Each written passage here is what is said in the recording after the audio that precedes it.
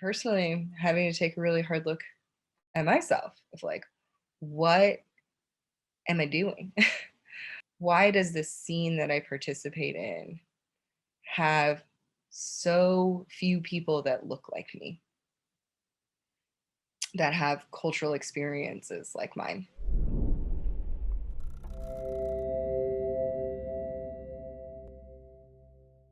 Psychedelics are said to shift our fixed perspectives, giving us a bird's eye view of our own lives and helping to remove the lenses of cultural, religious, and social conditioning through which we are taught to see the world.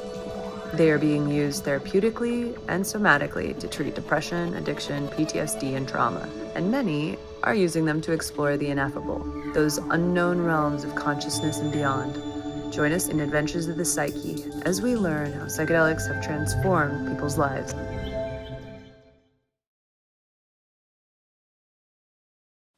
Hello, friends, and welcome to Adventures of the Psyche.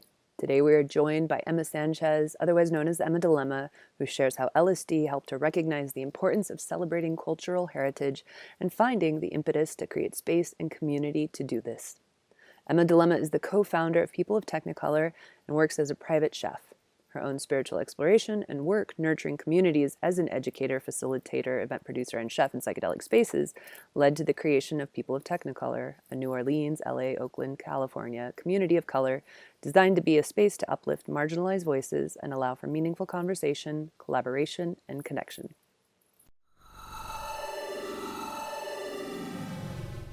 I moved to San Francisco for culinary school in 2006 and was deeply pursuing a life as a chef in this like famous chef kind of way, and fancy foods and farm to table and the California, San Francisco food scene.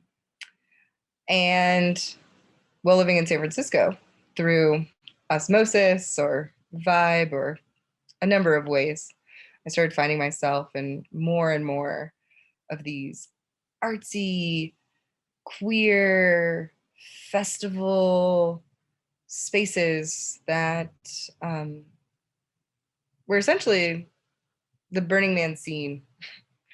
Um, and it was amazing and artistic and unique, and so much of what really attracted me to San Francisco was really amplified in these spaces. And I loved the creative ways that people express themselves and the beautiful giving and kind of decommodification of those things. At the same time, I also felt like I didn't totally fit. I also felt like I existed in um, a couple boxes, and I think we all compartmentalize in different ways.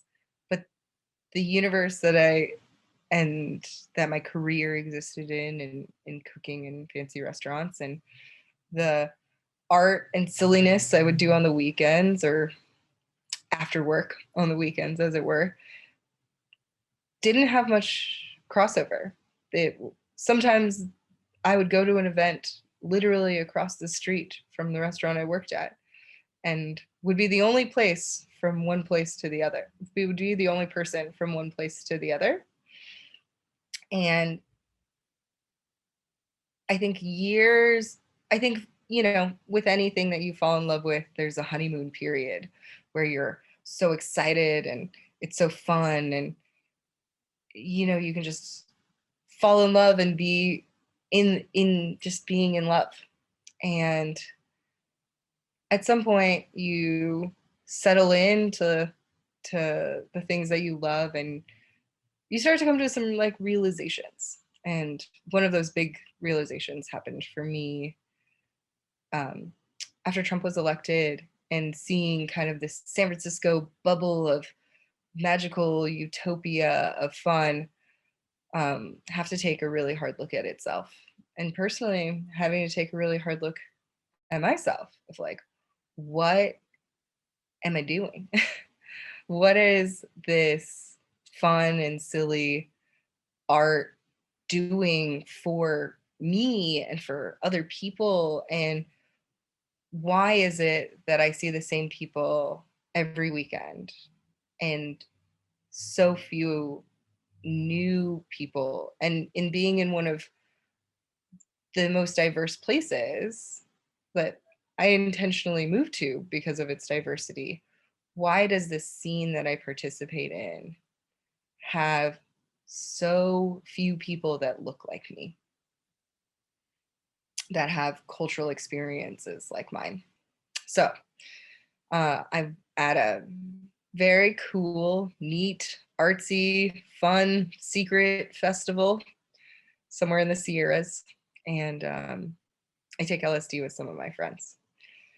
I, at some point, end up sitting by the river and having these beautiful visuals in looking at the stars and the mountains, and realize how many people that grew up like I did and grew up in families like I did, or even my own cousins, would not get opportunities to experience both this like freeness and also feel inspired by it, to feel like their mind is expanded in a way that allows them to think about the ways that they can change the world, to think about the ways that they are changing the world, about seeing and celebrating our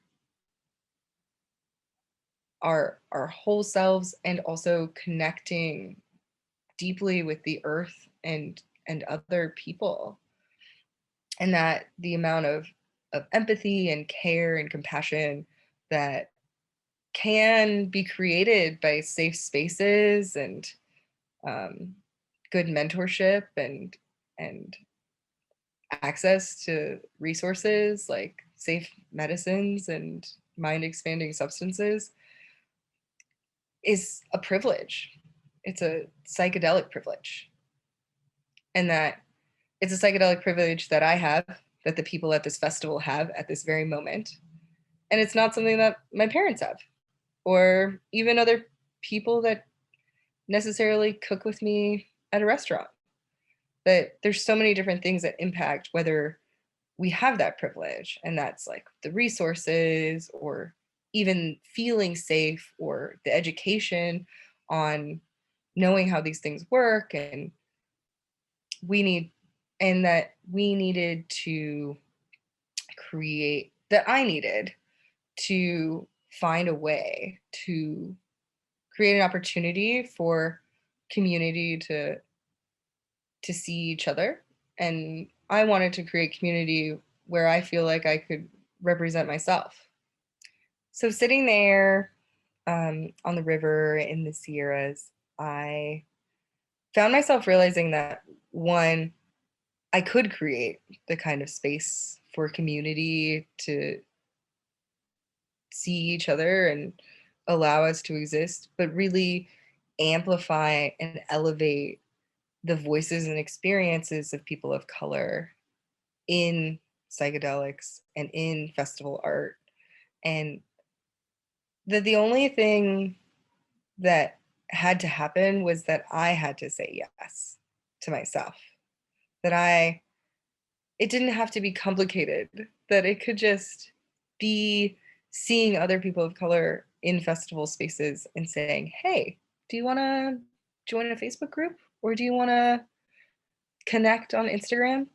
And allowing for connectivity to happen, and allowing myself to prioritize both offering my cultural heritage and offering space to hear about the cultural heritage of others. Even in that trip at the end of the night, I ended up with three other people of color in the same festival.